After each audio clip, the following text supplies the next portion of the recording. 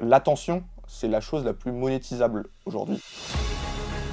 Je me fais repérer par le Paris Saint-Germain, sauf que je ne m'attendais pas à tout ce qui allait se passer par la suite. Quand j'ai un truc en tête, il n'y a plus que ça qui existe. Ne pas utiliser cette stratégie de personal branding, c'est une faute professionnelle pour n'importe quel entrepreneur. Et ben, je passais de la Ligue Europa au banc de la fac en 6 mois. Clairement, étudier tout le profil d'un joueur sans avoir besoin d'aller le voir jouer. L'ancien CEO de BlackRock, Éric Lemaire, il a dit une phrase qui moi m'avait marqué, c'était si je l'ai fait une fois, je pourrais le refaire une deuxième fois, il n'y a pas de souci là-dessus.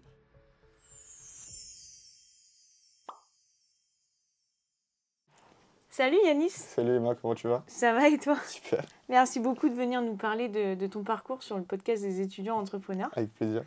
Bon, si je commence le résumé, tu as fait une licence d'économie-gestion à l'université de Paris-Nanterre. Exactement. Ensuite, en parallèle, tu étais sportif aspirant pro, tu étais gardien de foot. Ouais, un petit peu avant du coup, exactement. Ouais. Ensuite, en 2023, tu intègres le réseau Pépite. Ouais. Tu es étudiant entrepreneur. Exactement, ouais.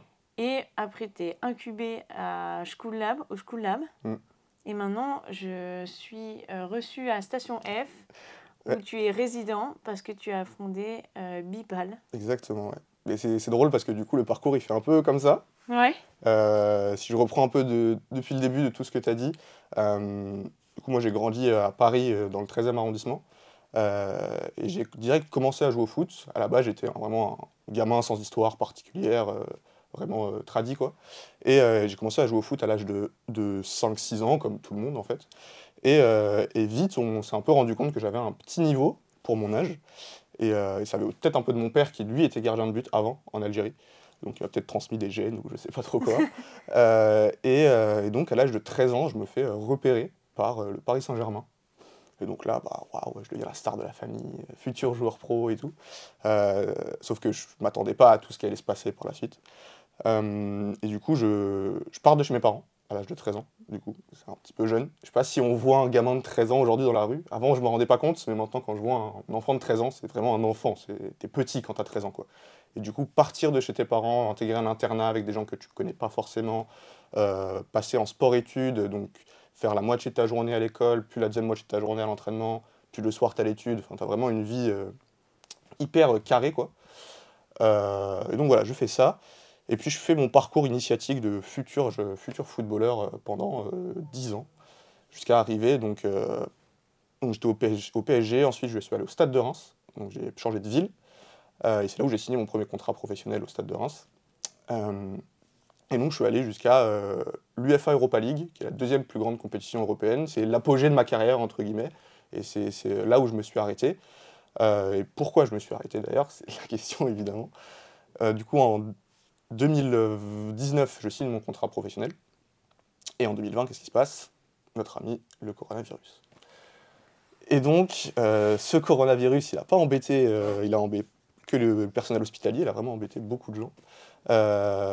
Et notamment les jeunes sportifs en général, puisque toutes les compétitions se sont arrêtées en fait.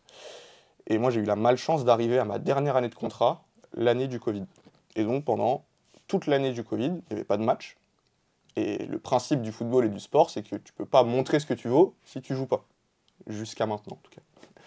Et donc, bah, pendant 1 an, j'ai pas pu montrer ce que je valais. Et donc, à la fin, on m'a simplement dit, après 10 ans de foot de haut niveau, après des sacrifices de partout, bah, merci pour tes loyaux services et bonne chance pour ta vie. Voilà. Donc, j'avais la chance d'avoir un bac en poche quand même, un bac S.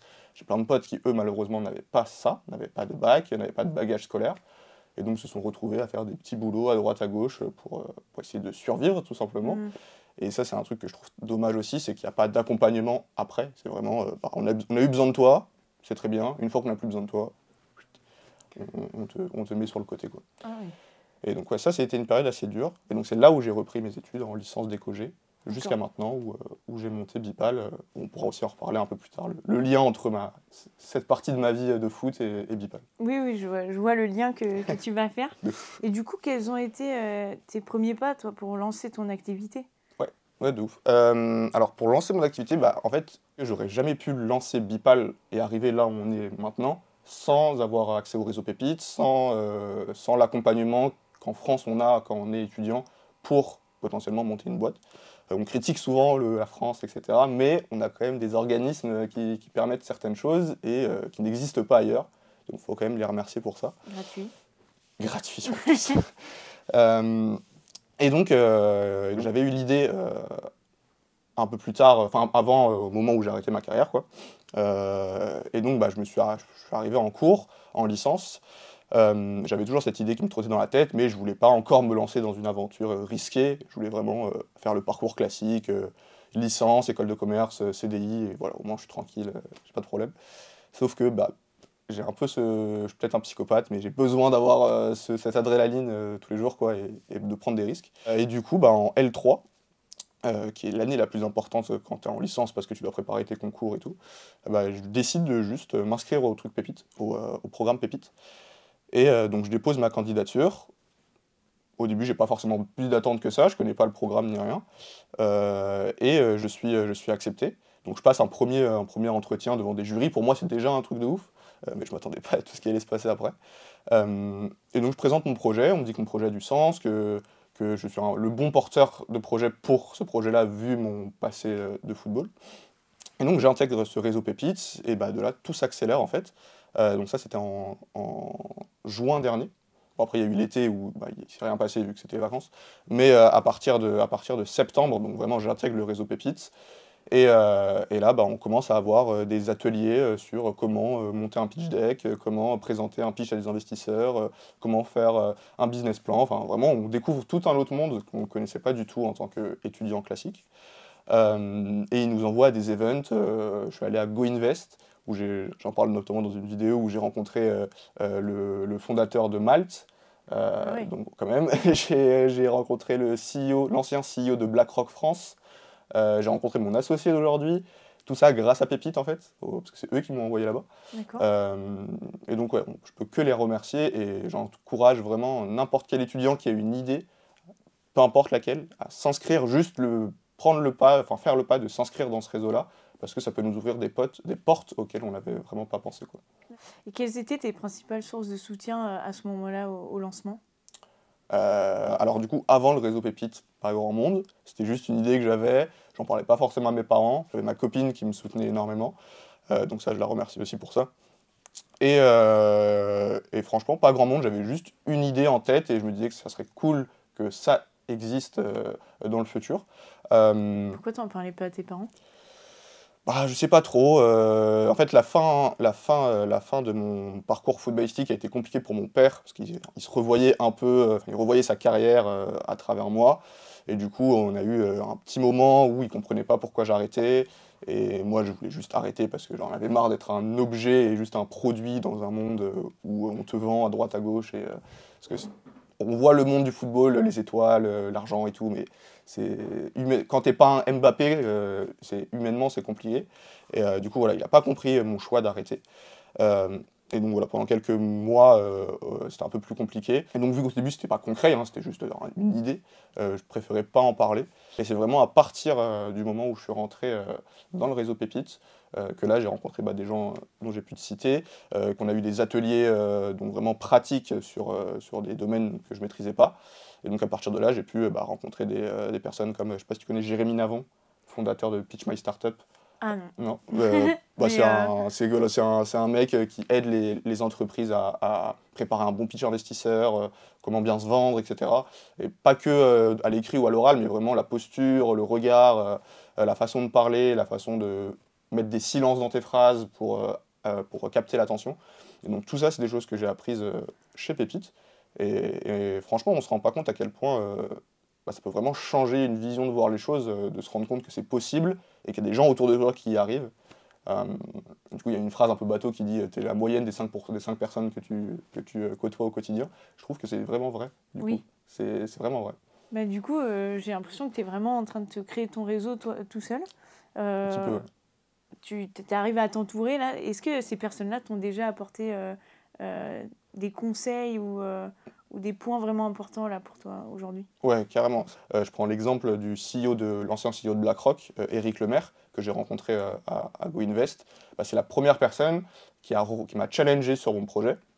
Parce qu'avant, les gens que je connaissais qui n'étaient pas dans le business, ils me disaient juste « Ah, mais c'est trop bien, ça a marché et tout. Ok, c'est cool. » Mais là, c'est vraiment la première personne qui m'a remis en question. Et il a dit une phrase qui moi, m'avait marqué, c'était Ok, c'est trop cool, t'as construit une voiture révolutionnaire. Trop bien, génial. Maintenant, comment t'en fais pour en produire 1 million? Toi, tout seul. Et ben là, tu te rends compte qu'en fait, t'es pas du tout arrivé, quoi. Et donc, de cette phrase-là, il m'a dit il faut déjà que tu te trouves une référence technique. Quelqu'un, moi j'avais monté mon app en no-code, à la débrouille, avec des tutos YouTube. Je suis très débrouillard de base. Du coup, voilà, c'était vraiment purement débrouille. Et, euh, et c'est bien pour faire un MVP, pour confronter au marché, pour avoir des premiers retours. Mais pour faire quelque chose de périn, qui va durer dans le temps, il faut un peu plus que ça, il faut que ce soit un peu plus solide. Et donc, grâce à cette personne-là, j'ai vraiment pris conscience qu'une référence tech, quelqu'un qui maîtrise vraiment le côté technique, le développement, la programmation, etc., c'était indispensable dans mon projet. Et c'est à partir de cette discussion avec Eric, j'ai pu aller chercher un CTO avec qui je suis associé aujourd'hui, donc au capital de l'entreprise, euh, et qui nous permet d'avoir une vision technologique qu'on n'avait même pas imaginée avant. Et aujourd'hui, la plateforme qui va sortir là début avril, enfin mi-avril, pardon, elle n'a plus rien à voir avec le MVP que moi j'avais pu faire en no-code sur Adalo, quoi. Donc il t'a dit, il te faut un développeur, il te faut quelqu'un de technique. Ouais. Et comment t'es allé chercher cette personne? C'est très marrant parce que c'était au même événement. Ah. Et donc vraiment cet événement, une pierre de coups, et tout ça grâce à Pépite en plus. Okay. Donc incroyable. Et donc j'ai cette discussion-là avec Eric, et il me dit donc il faut que tu trouves un CTO. Plus qu'un développeur, c'était vraiment un CTO, quelqu'un qui a une expérience tech, qui sait coder, mais qui a vraiment une vision technologique de tous les champs des possibles dans ta thématique. Et moi, la seule condition que j'avais à m'associer avec quelqu'un, il fallait que cette personne ait cette fibre footballistique. Je voulais pas qu'il vienne parce qu'il kiffe coder ou parce qu'il veut gagner beaucoup d'argent. Mais je voulais que moi, il y ait cette passion du foot, qu'on puisse échanger sur d'autres choses que juste la boîte, quoi. Et donc, au même événement, donc Go Invest, qui se passait à la Défense, je rencontre des gens à midi avec qui on parle, voilà, en mode networking, quoi. Et du coup, là, je parlais de foot avec un jeune de mon âge. On en est venu de parler de Bipal, du coup, au courant de la discussion. Et on en est venu à parler de je cherche un CTO vu que je viens de parler avec Eric Lemaire, machin, etc. Et donc ce mec-là me dit écoute, moi je travaille chez October, je sais pas si ça te parle aussi, qui a fermé maintenant. Donc il travaillait chez October et il me disait que c'était un peu compliqué, machin, et que notre CTO il va partir. Et il est fan de foot. Donc moi, putain, illumination, donne-moi son numéro, dépêche. Et du coup j'ai récupéré son numéro, je l'ai appelé. Cette personne qui est Romain, qui est aujourd'hui mon associé. Je lui ai expliqué le projet. Il m'a dit très bien, je vais voir ce que vous faites, je vais en réfléchir, etc. 2 semaines se passent, zéro nouvelle. Pour moi, ok, ça peut arriver, le mec t'a zappé, quoi. Et il me rappelle, et il me dit, oui, je veux travailler avec toi. C'est juste incroyable ce qu'on peut faire dans ce milieu-là et à quel point le marché n'est pas adressé. Et donc, voilà, on s'est associés et on est parti comme ça. Super. Et toi, tu es dans un environnement qui n'est pas du tout propice à ça au début. Tu as peut-être cette fibre. Mais quels sont les points communs que tu as vus entre étudiants sportifs et étudiants entrepreneurs? Le point commun, je trouve, je suis une personne, je suis fasciné par la réussite en général, quelle qu'elle soit d'ailleurs. Et j'aime bien du coup déceler les facteurs qui font qu'une personne a réussi, une personne n'a pas réussi, etc. Et que tu sois étudiant entrepreneur ou étudiant sportif, grand entrepreneur, je trouve qu'il y a une qualité qui est indéniable et qui est commune à tous ces gens-là, c'est la résilience. C'est-à-dire être capable, j'en ai parlé aussi il n'y a pas longtemps dans un podcast, ce que moi j'aime bien appeler l'endurance de motivation. C'est un concept d'Arsène Wenger, l'ancien entraîneur de Arsenal. C'est du coup être capable de maintenir ton effort sur une période de temps longue. Pas être tous les jours à 100%, mais sur 10 ans, il faut que tu sois capable d'être résilient, d'être motivé, jusqu'à temps que le résultat tombe, quoi. Et je trouve que c'est vraiment une qualité qui est commune à toutes les personnes qui réussissent, que ce soit dans l'entrepreneuriat, dans les études, avoir une très bonne école, il faut travailler pendant 1 an à préparer tes concours, ne pas abandonner, etc. Donc je dirais que c'est principalement la résilience, plus que le talent, plus que l'éloquence, plus que toutes ces choses-là. Vraiment le fait de rien lâcher et de rien abandonner tant que tu n'as pas atteint ton objectif, quoi. Et quel est le plus gros problème auquel tu n'aurais jamais pensé et auquel tu fais face en étant étudiant entrepreneur? Alors je pense que le plus gros problème, c'était du coup réussir à suivre les deux, donc être aussi bon à l'école qu'en entrepreneuriat. Je suis un peu monomaniaque comme personne, c'est-à-dire que quand j'ai un truc en tête, il n'y a plus que ça qui existe et plus rien. Et du coup, je t'avoue que le côté études est un peu passé à la retrape depuis quelques mois là, surtout depuis que ça s'est accéléré avec Station F, etc. Donc pendant de septembre à novembre, j'ai fait les deux, concrètement. J'étais en cours, en licence. J'étais du coup au Pépite, au programme Pépite. En plus, c'était au même endroit, donc c'était plutôt simple. Depuis qu'on a intégré Station F et que tout s'est un petit peu accéléré pour Bipal, je t'avoue que j'ai un peu délaissé le côté scolaire. C'est vraiment pas la bonne chose à faire, je pense. Si j'avais voulu vraiment faire 50-50, Bipal ne serait pas là où on est aujourd'hui, ça c'est une certitude. Alors Donc, Bipal, on est où aujourd'hui? Alors Bipal, on est aujourd'hui, donc on est à incubé à Station F, donc c'est l'endroit sur la planète où il y a la plus grande densité de startups, ce qui est assez ouf, plus qu'en Silicon Valley. Et donc Bipal a intégré Station F en novembre dernier, grâce encore au réseau Pépite et grâce au concours Pépite Startup Île-de-France, qui est en fait un concours qui récompense les meilleures startups pépites de l'Île-de-France pour leur permettre de rentrer à Station F. Et donc on a été lauréat de ce concours et on a intégré Station F. Depuis, l'équipe s'est un petit peu agrandie. On a Julian qui est juste là, qui nous a rejoint en stage. On a un quatrième membre aussi qui a intégré Bipal. Là, on vient d'intégrer également le PERCO, qui est l'incubateur de la région Île-de-France. Et ce qui est intéressant, c'est que Station F, c'est pas éternel. Le programme dure 6 mois. Et ce qui est compliqué souvent pour les porteurs de projets étudiants, c'est que Station F, c'est très cool, mais l'après est souvent compliqué. Qu'est-ce que tu fais après Station F? Est-ce que c'est juste 6 mois idéal où tu étais en plein rêve et après tu retournes à la réalité? Ou est-ce que tu réussis à rebondir, à trouver un autre programme et à continuer ton parcours? Et ce qui est intéressant, c'est que c'est une verticale qui est sport. Et donc, on est pile poil dans ce qu'on veut faire. On va plus qu'un incubateur, là, on va être sur un accélérateur spécialisé dans notre verticale. Et donc ça, c'est vraiment important parce qu'on va avoir des liens avec la Fédération française de football, on va avoir des liens avec l'organisme de la Sportec, et donc ça, c'est vraiment top. C'est situé au Conseil régional d'Île-de-France, à Saint-Ouen, donc chez Pécresse, quoi, tout simplement. Et donc, il n'y a pas mieux en termes de réseau pour nous, pour pouvoir se développer encore plus vite. Et tu l'as trouvé, ce programme, ou on te l'a conseillé, on t'a amené vers... Ouais, on me l'a plus conseillé. En fait, à Station F, le programme, c'est School Lab, comme tu le disais au début. Et le PERCO, c'est un programme School Lab en marque blanche. Et du coup, c'est organisé, c'est prévu par School Lab. Et donc, ils nous ont, les PM, donc les programmes managers d'ici, nous ont orientés vers le PERCO, puisqu'ils savaient très bien que notre verticale était le sport, et il n'y avait rien de mieux pour nous que d'aller là-bas. On a quand même dû passer évidemment des auditions, passer des entretiens, qui n'ont plus rien à voir avec les petits entretiens de pépites. Donc ça, c'est assez marrant de voir l'évolution aussi en termes de personnes que tu rencontres lors de tes entretiens, quoi. Donc là, j'avais des agents de la région, il y avait la présidente de la Sportec, enfin voilà, c'est un autre niveau.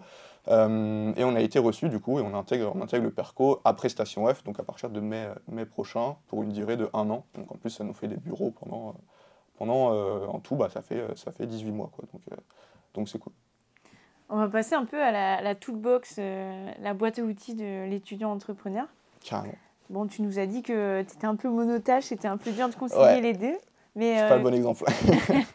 Mais si, pour toi, quand même, quels sont les avantages de se lancer en étant encore étudiant? Oui, bien sûr. Déjà, premièrement, je pense que c'est toutes les opportunités auxquelles tu as le droit quand tu es étudiant. Donc le programme Pépite, tous les concours qui sont uniquement dédiés aux étudiants entrepreneurs, il y en a plein. Et en plus, le programme Pépite nous les donne et nous disent, on a une newsletter tous les mois où il nous dit, voilà, il y a ce concours-là, ce concours-là, ce concours-là, inscrivez-vous si vous êtes dans cette thématique, etc. Donc ça, c'est vraiment top. Cet accompagnement est vraiment bien. En plus, imaginons qu'on est sur un produit, nous, on va être sur un produit tech. Dans une fac, tu as évidemment plein de sachants. Donc tu peux aller demander des conseils à des profs, autres que dans... Moi, j'étais en éco-gestion, donc évidemment, je n'avais pas demandé des conseils tech en éco-gé, mais j'aurais très bien pu aller sur d'autres programmes, sur d'autres licences, où là, j'aurais eu des conseils et des retours d'expérience. Je prends l'exemple de personnes qui font du produit Dans des facs, tu as des chercheurs, tu as des laboratoires, etc. Donc il y a vraiment tout cet écosystème, je pense, qu'il faut utiliser tant qu'on y est, parce que c'est hyper important. Par contre, je vois aussi des inconvénients au fait d'être étudiant entrepreneur, et plus dans le côté business, c'est que tu rentres vite, je trouve, quand tu montes une boîte en tant qu'étudiant entrepreneur et que tu te revendiques comme ça, c'est que tu rentres vite dans la case projet étudiant ou étudiant entrepreneur, c'est pas une vraie start-up, quoi, tu vois. Et nous, on a vraiment voulu sortir de cette case assez vite. C'est pour ça qu'aujourd'hui, en soi, on parle même plus du fait qu'on est étudiant entrepreneur ou qu'on est une start-up montée par des étudiants entrepreneurs. Je l'ai remarqué quand tu parles à des investisseurs, par contre, bah, quand ils entendent étudiants, c'est trop cool, ils vont donner plein de conseils, mais ils mettront pas d'argent, quoi.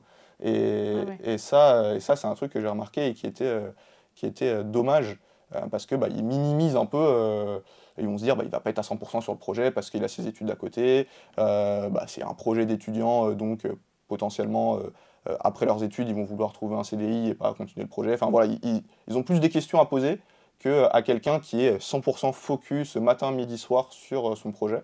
Et donc je trouvais que maintenant qu'on commence à discuter avec des investisseurs, discuter avec des personnes influentes, etc., ce label étudiant entrepreneur peut des fois desservir, même si au début c'est clairement un avantage de ouf.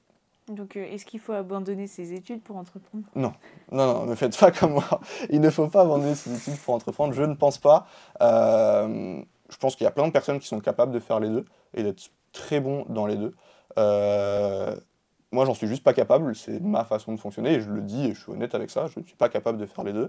Et c'est pour ça que j'ai fait ce choix-là, qui est, je pense, un choix très risqué, parce que si demain, Bipal ne fonctionne pas, je devrais reprendre des études si je veux trouver un métier décent, entre guillemets, à la hauteur de mes espérances. Et je suis OK avec ça, je l'ai déjà fait avec le foot. Le foot, pendant 3 ans, j'avais arrêté mes études après le bac. Et je suis passé de la Ligue Europa au banc de la fac en 6 mois. Et donc, si je l'ai fait une fois, je pourrais le refaire une deuxième fois, il n'y a pas de souci là-dessus. Et que justement, on peut ouvrir plein de portes, au début en tout cas, avec ce label d'étudiant entrepreneur. Voilà, c'est mon point de vue, mais évidemment que non, il ne faut pas arrêter ses études pour entreprendre. Et quel conseil tu donnerais aux étudiants pour qu'ils arrivent à gérer leur temps entre les études, leurs projets et toi aussi, tu as ton CDI à côté? Parce que tu m'as expliqué que fallait payer la boîte. C'est ça, exactement. Encore une fois, quand tu es étudiant, tu n'as pas d'argent, c'est un peu le principe. Et donc, à un moment donné, quand tu montes une boîte, il y a des frais qui tombent, même s'ils sont réduits au début, mais il faut quand même payer certaines choses, que ce soit les serveurs, que ce soit tout ce qui va être marketing, la com. Tu as des dépenses, quoi qu'il arrive, elles sont là. Et donc, tu dois y répondre. Et du coup, moi, je travaille le week-end à Castorama. Je suis cuisiniste, du coup, je fais des cuisines pour des clients le samedi et le dimanche. Donc, si vous passez par Castorama Nation le week-end, je serai là. Je pense qu'il faut passer par là faut vraiment se donner tous les moyens et se donner toutes les chances d'y arriver pour pas avoir de regrets par la suite, quoi. Et toi, tu joues beaucoup avec les réseaux, tu fais beaucoup de personal branding. Est-ce que tu le recommandes pour un étudiant? Alors, plus qu'un étudiant, pour un entrepreneur en général, mais pour un étudiant, ça le va aussi. C'est pareil. Je trouve qu'aujourd'hui, dans le monde dans lequel on vit, ne pas utiliser cette stratégie de personal branding, c'est une faute professionnelle pour n'importe quel entrepreneur. C'est mon avis. Pourquoi? Parce que on le voit avec TikTok, de toute façon, l'attention, c'est la chose la plus monétisable aujourd'hui. Il y a une phrase qui dit « l'argent suit l'attention ». Je trouve que c'est vraiment, vraiment vrai. Et je pense que tu ne serais pas là aujourd'hui si tu n'avais peut-être pas vu 2-3 vidéos sur LinkedIn. C'est vrai. Et donc, voilà, et donc ça permet d'ouvrir des opportunités comme ça, qui derrière moi vont me permettre de créer encore plus de contenu et potentiellement d'avoir d'autres personnes qui peuvent s'intéresser à ce qu'on fait. Et donc, en utilisant cette stratégie, après évidemment c'est pas facile pour tout le monde de se montrer sur les réseaux sociaux, de se filmer, de parler à une caméra, surtout en face cam quand tu es tout seul, là c'est une discussion donc c'est facile, mais quand tu es tout seul face à la caméra, évidemment que des fois c'est compliqué. Mais je pense que c'est un vrai levier qu'il faut mettre en place et qui peut vraiment faire la différence entre un business et un autre, ou entre un projet et un autre. Je pense que c'est intéressant. Et ça permet, comme je te l'ai dit, de pouvoir acquérir d'autres opportunités auxquelles tu n'avais pas pensé forcément, quoi. Quelle est la place du sport dans la vie d'un entrepreneur? Je pense que le sport doit faire partie du quotidien d'un entrepreneur. Je t'avoue que là, depuis quelques temps, j'ai eu un peu de mal à m'y remettre, parce que pendant juste 12 ans de ma vie, j'ai fait que ça. Et donc, il y a eu un petit laps de temps où j'ai soufflé un peu. Mais en fait, ça revient vite parce que tu en as besoin et tu te sens pas bien quand tu le fais pas, quoi. Donc ouais, c'est pas autant intensif qu'avant, évidemment. On va être sur des séances en salle, beaucoup plus classiques, quoi. Mais ça, je pense que ça doit faire partie du quotidien, que ce soit déjà pour se vider la tête, parce qu'au moins tu penses plus à ta boîte, tu penses plus. Enfin, moi, je sais en tout cas que toute la journée, ça tourne en boucle et tu peux pas t'arrêter, quoi. Et du coup, pendant que tu fais du sport, c'est un des seuls moments où il n'y a plus rien à part ta séance et ta souffrance pendant la séance.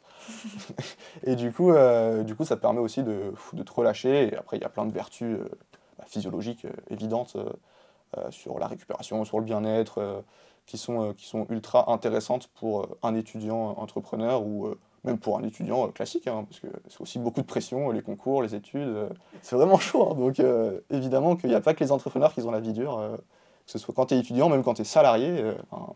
Je pars du principe qu'on a un peu cette mode aujourd'hui que être entrepreneur, c'est la réussite sociale. Tu as raté ta vie si tu n'es pas entrepreneur. Je suis pas d'accord. Moi, je trouve qu'il faut juste faire ce que tu aimes et faire ce pourquoi tu es fait, entre guillemets.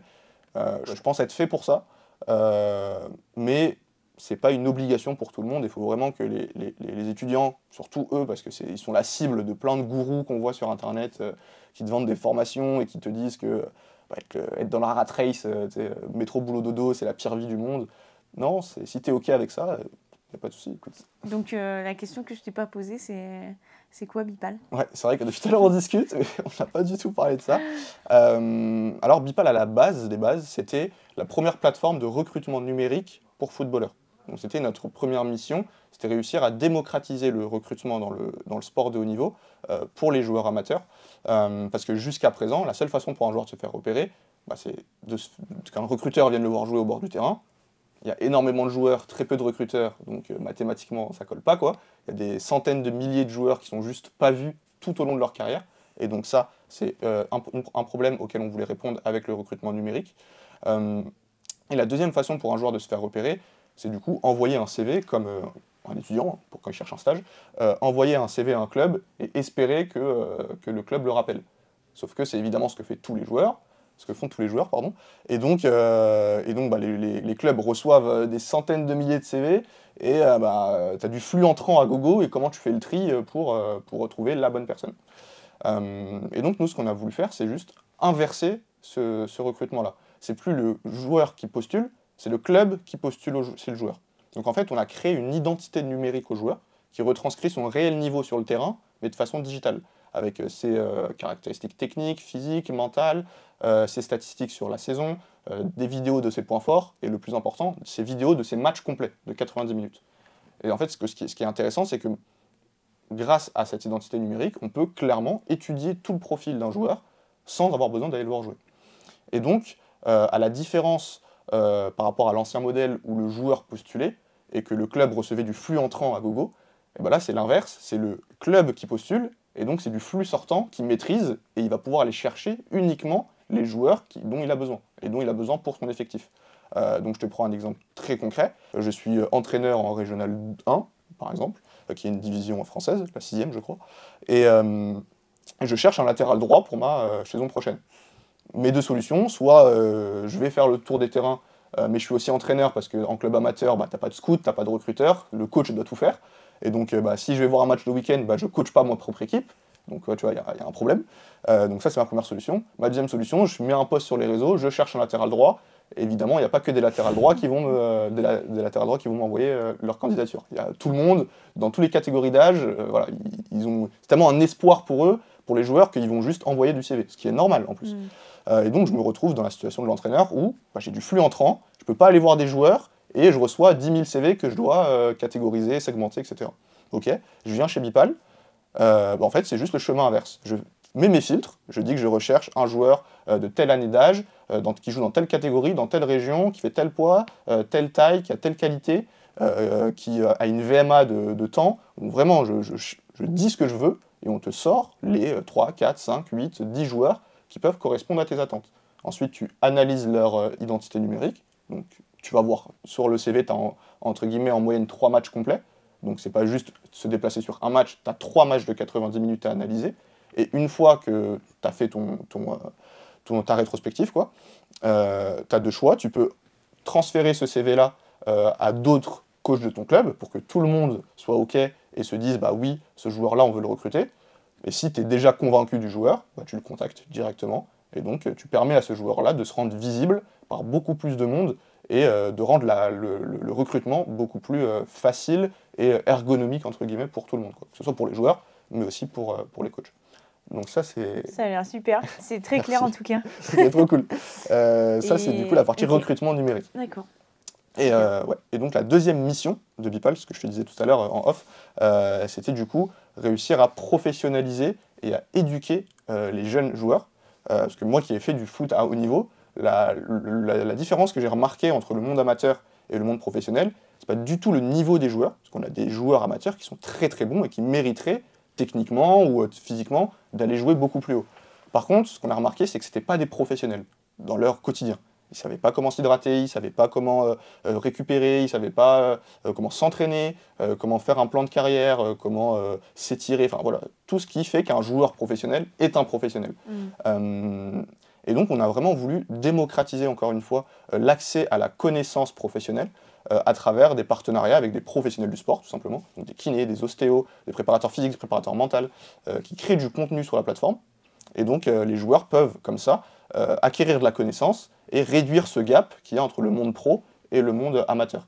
Et donc on va pouvoir permettre à plein de joueurs qui avaient le potentiel technique, le potentiel physique d'arriver au haut niveau, de pouvoir s'éduquer et donc comprendre qu'être un professionnel, ce n'est pas juste être bon techniquement, savoir faire des jongles et tirer très fort, mais c'est tout ce qu'il y a autour, donc dans l'hygiène de vie, dans ton quotidien, etc. Et même dans ta façon de penser. Donc voilà. Et donc c'est vraiment ça le but de Bipal, c'est la mission, concrètement en une phrase, si je devais te la dire, c'est professionnaliser le monde du sport amateur en centralisant toutes les ressources nécessaires sur une même plateforme. Voilà. En une phrase, c'est ça. Alors je m'appelle Yanis Laïb, je suis le fondateur de Bipal et si j'ai un conseil à vous donner si vous voulez vous lancer dans une aventure entrepreneuriale, c'est vraiment d'avoir un pourquoi profond, une vraie mission que vous voulez atteindre. Moi, la mienne, c'est révolutionner le monde qui ne m'a pas accepté, donc le monde du football. Et je pense que c'est indispensable d'avoir cette mission et d'avoir ce pourquoi pour pouvoir réussir et pour pouvoir avoir une aventure saine qui n'est pas drivée uniquement par la volonté de gagner de l'argent ou la volonté d'être juste très connu. Et encore une fois, comme on l'a dit pendant le podcast, devenir entrepreneur, ce n'est pas une réussite professionnelle. Si ce n'est pas ce que vous voulez faire, n'écoutez pas tous les gourous des réseaux sociaux qui vous poussent à acheter leur formation pour faire du business en ligne. Si vous, ce que vous aimez, c'est l'agriculture, si vous, ce que vous aimez, c'est le sport, si vous, ce que vous aimez, c'est les chiffres et devenir comptable, bah, c'est trop bien et c'est vraiment ce que vous devez faire ce que vous voulez et ce que vous aimez. Voilà, tout simplement, si j'ai un conseil à vous donner, c'est celui-là. Et merci Emma pour cette interview très cool. Merci beaucoup Yanis, à bientôt. Avec plaisir.